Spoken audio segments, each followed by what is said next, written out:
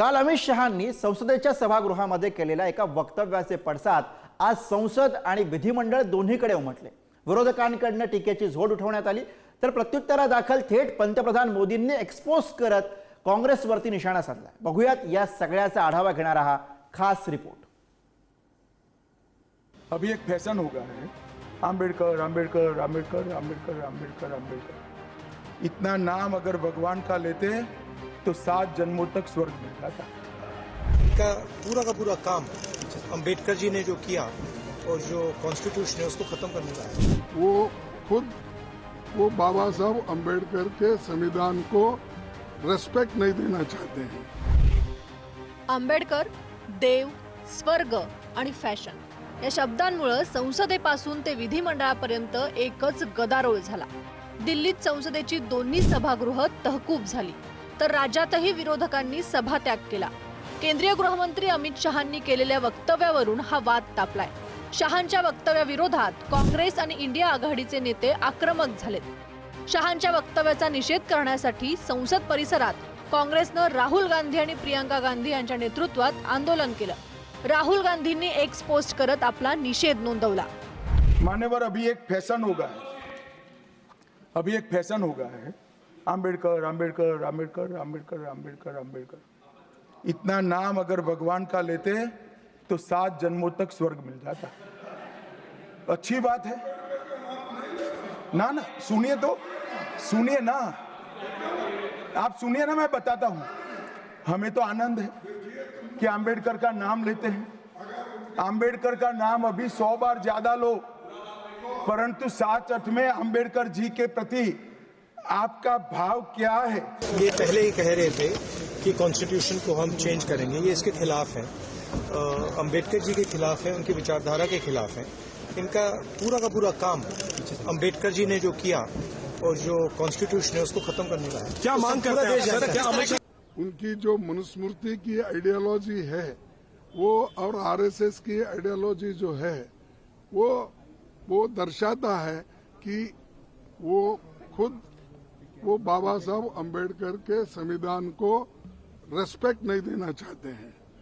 उसीलिए हम वो कंडेम करते हैं और I demand his resignation. We all the parties demand his resignation and he should apologize to the country. या प्रकरणी पंतप्रधान नरेंद्र मोदी यांनी सुद्धा एक्सपोज करत काँग्रेसवर पलटवार केलाय। मोदींचा काँग्रेसवर निशाणा।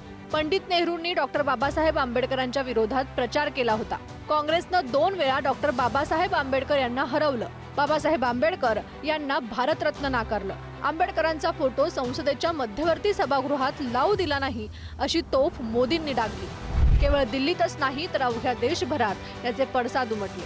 डॉक्टर बाबासाहेब आंबेडकरांचे वंशज आणि वंचित बहुजन आघाडीचे नेते प्रकाश आंबेडकर यांनीही शहांवर टीका केली। पक्षाची जी काही वक्तव्य आलेलं आहे पार्लमेंटमध्ये, ते त्या ध्वनीत तेच होत आहे की तुम्ही देवाला माना, आंबेडकरांना मानू नका। का आंबेडकर हे जर मानलं तर व्यक्ती स्वातंत्र्य म्हणून येतं, देवाला मानलं म्हणजे मनुवाद येतो, अशी असताना परिस्थिती। राज्य विधिमंडळाच्या हिवाळी अधिवेशनातही या मुद्द्यावरून सत्ताधारी आणि विरोधक यांच्यात आरोप प्रत्यारोपांचा सामना रंगला। बाबासाहेबांबद्दल, आपल्या महामानवाबद्दल अमित शहा सारखा एखादा माणूस एवढा उद्दामपणाने आणि तुच्छतेने बोलू कसा काही शकतो, याचं उत्तर मिळालं पाहिजे। नाहीतर भारतीय जनता पक्षाला सत्तेवरती राहण्याचा अधिकार नाही। घटनाकर्त्यांचा अपमान करणाऱ्याला जर का ते अभय देणार असतील तर मला असं वाटतं मोदींनी सुद्धा सत्तेवरती राहता कामा नये।